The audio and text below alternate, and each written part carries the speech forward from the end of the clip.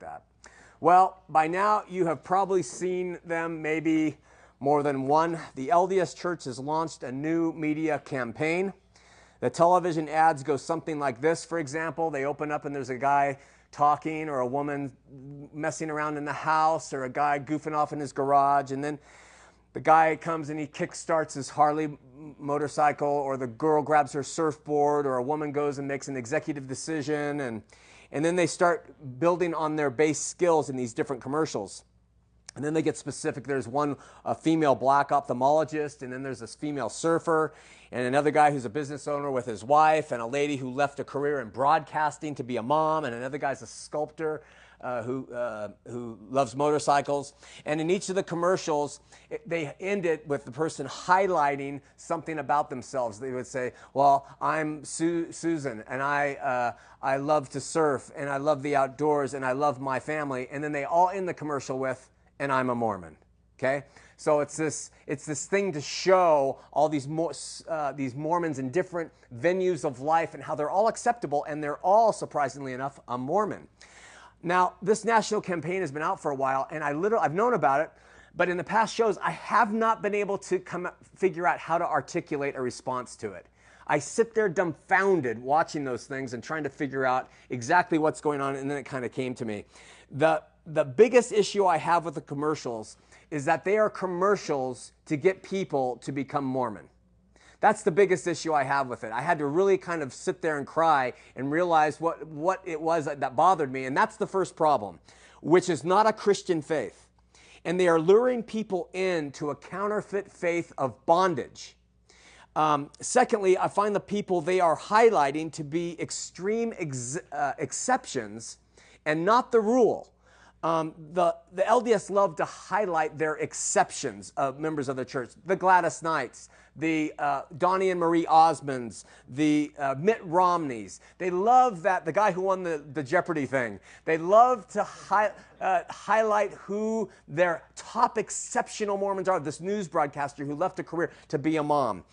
Then they sort of parlay this desire to be known and loved into a kind of these arrogant ads which say, hey, Mormons are cool, you know, because we're accomplished and we're contributing members of the community. It's okay to join us because we like surfing and we like motorcycles and we have families.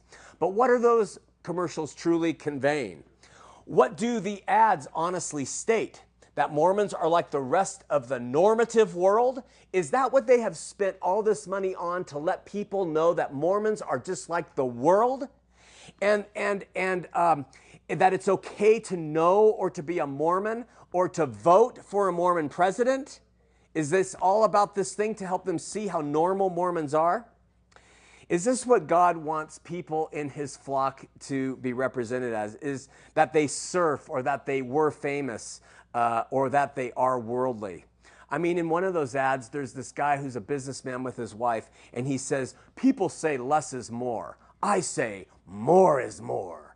I mean, that guy literally says that in the commercial for to be a Mormon in the Mormon church. Just imagine if somehow biblical followers, true biblical followers, came together, were able to pony up enough money to do a national ad campaign using the same template that the Mormons are using, okay? What would it look like? I'm going to use myself as it, okay? It would look like this. Sean McCraney is eating breakfast with his kids.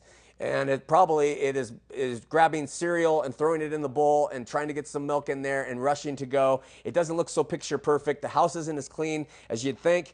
And Sean says, you know, I used to really care what people thought of me. I like to look like I was the best dad on earth and the greatest husband in the world. I wanted them to look up to me. And Sean gets in his car and he starts to drive. And he says, I used to want to be accepted by everyone. I wanted them to think I was, you know, normal and cool and to look up to me. And Sean then gets out of the car and he puts on a Burger King outfit.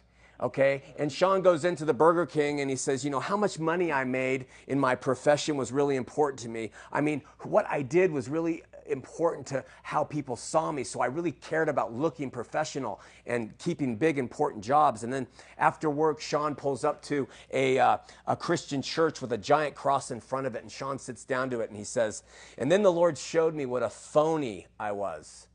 and how everything I did, from the cars and the homes I had to the church positions I held, were nothing but a front for my proud heart and a life of trying to worship God and money and myself.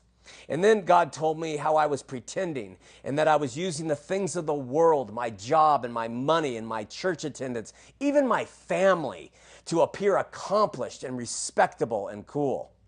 Then it shows Sean on his knees, and he broke me, and he showed me what a fool I have been, and he took my sin, and he gave me new life. And then maybe the commercial would end with, my name is Sean McCraney, and I once was lost, but now I'm found, was blind, but now I see, and I'm a Christian. You know, and maybe that would be the way you would hear a real Christian do it.